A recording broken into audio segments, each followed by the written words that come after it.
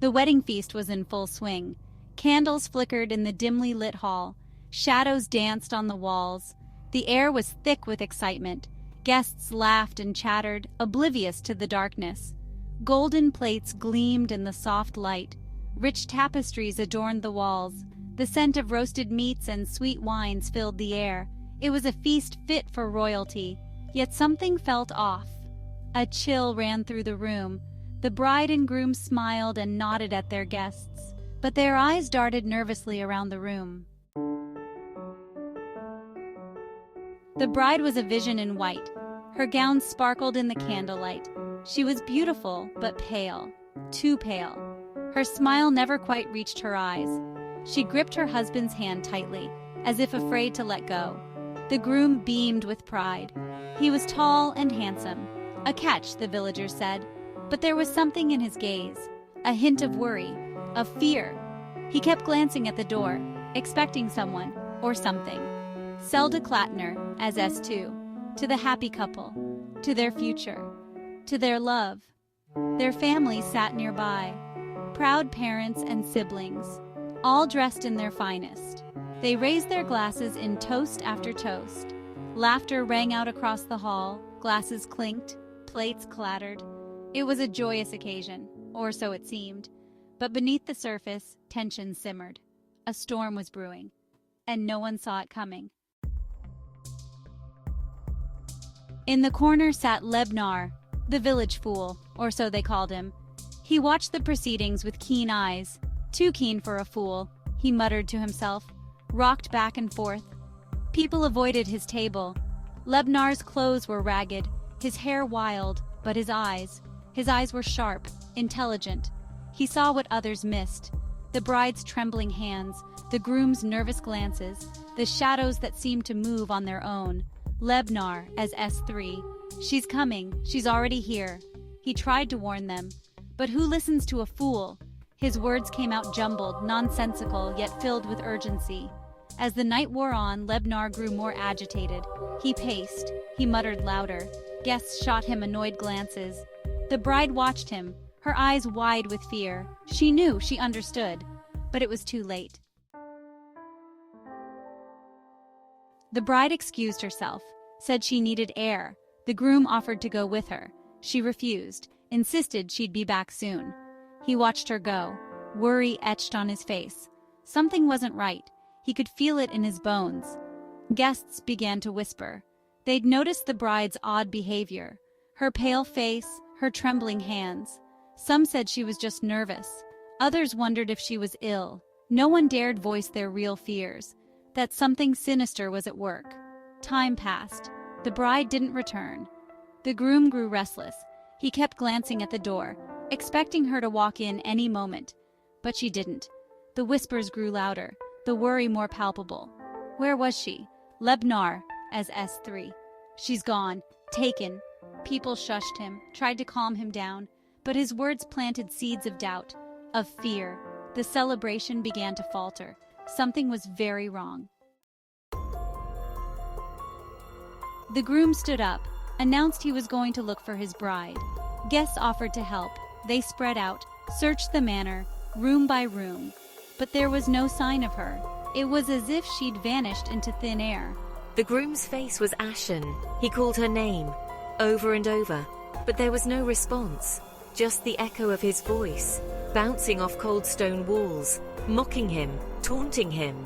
The guests joined in. They searched every nook and cranny, behind curtains, under tables, in closets, but she was nowhere to be found. How could she have disappeared? Where could she have gone? Questions without answers.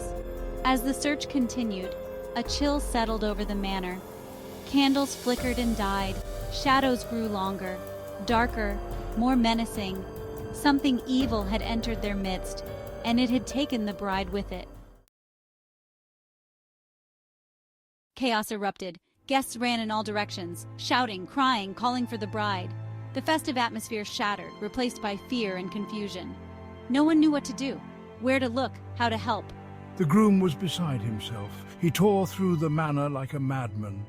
ripping down curtains, overturning furniture, desperate to find his love, but with each passing moment hope faded, replaced by a growing sense of dread. Parents wept, friends huddled together, servants whispered in corners. Everyone had a theory, an explanation, but none made sense. How could a bride vanish on her wedding day, in front of all these people? It was impossible, yet it had happened. "I told you," he cried. "I warned you." But his words were lost in the panic. No one listened to the village fool, even now, when he might have the answers they so desperately sought. The search expanded beyond the manor, into the gardens, the nearby woods.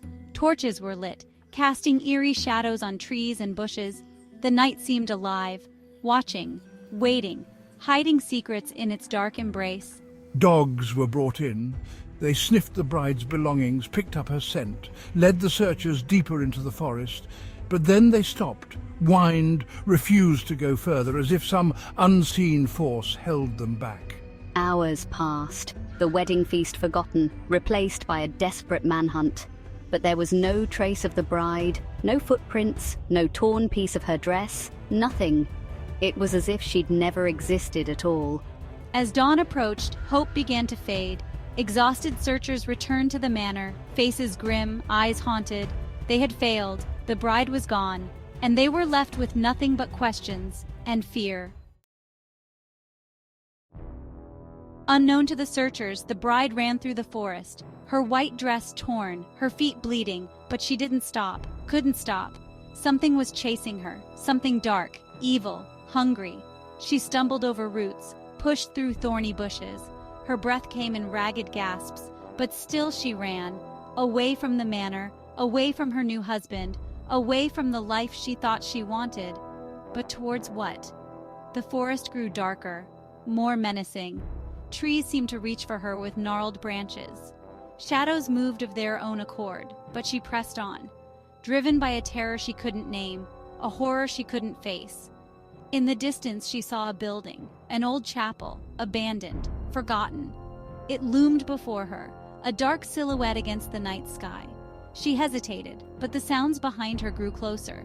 She had no choice. She ran towards the chapel, towards her fate. The chapel door creaked open. The bride stumbled inside. It was cold, dark, the air thick with dust and decay. Moonlight filtered through broken windows, casting strange shadows on the walls, on the floor, on her.